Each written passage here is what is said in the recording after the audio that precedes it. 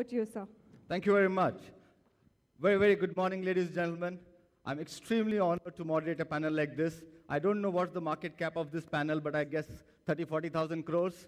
I mean, as individual retailers, we would love to be in one place, either Harsh's place or any one of them, and it's my privilege to actually moderate this panel. Since Harsh and Manu have already spoken, I'd like to start with Kishore.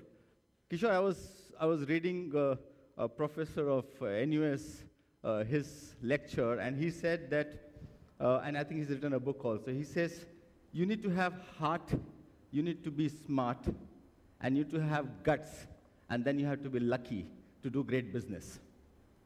For innovating, do you require any one of them or all of them? Heart, smart, gut, and luck. It's a little difficult question, but I believe innovation starts from a thought, an idea, and then after that you require all the four things.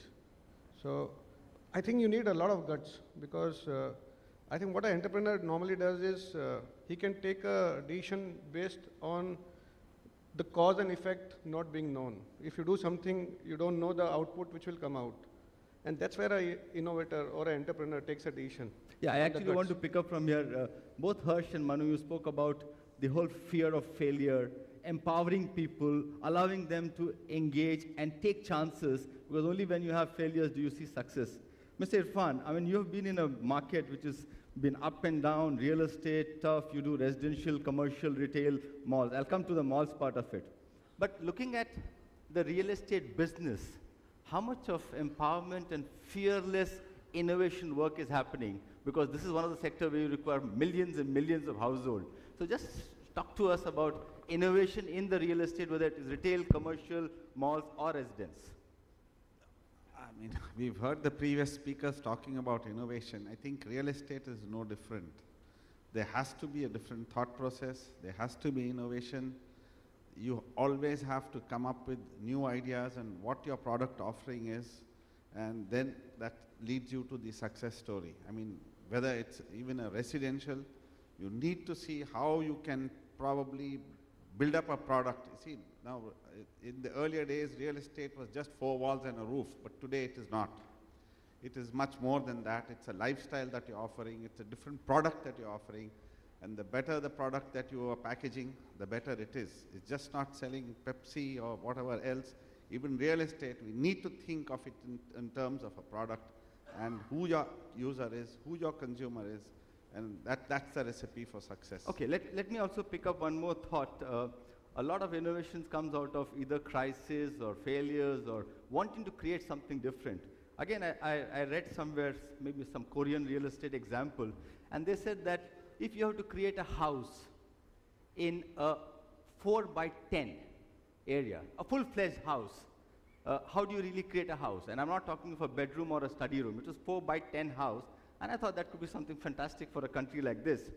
I mean, when you sleep, the whole wall falls, that becomes the bed.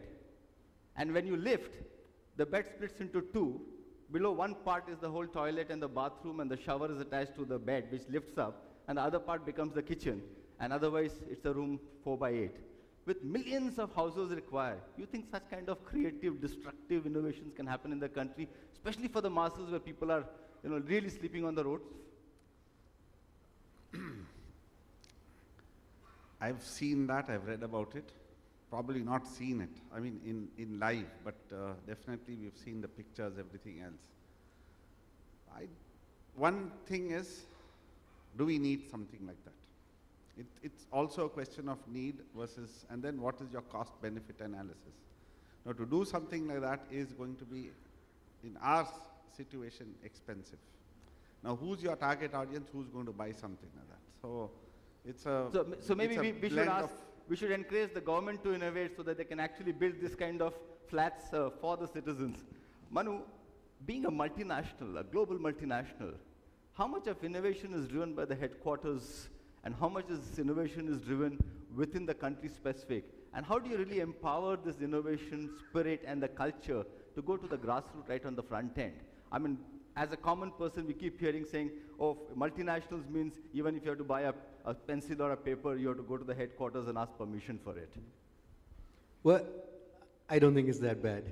I think in PepsiCo, we get a lot of autonomy for innovation, and the reason is obvious. We're in a category, food and beverages, which are local and all about local tastes. You can't force global tastes, you can't force global brands, and you can't force global business models into 180 countries across the world. And I think we've learned that over the years.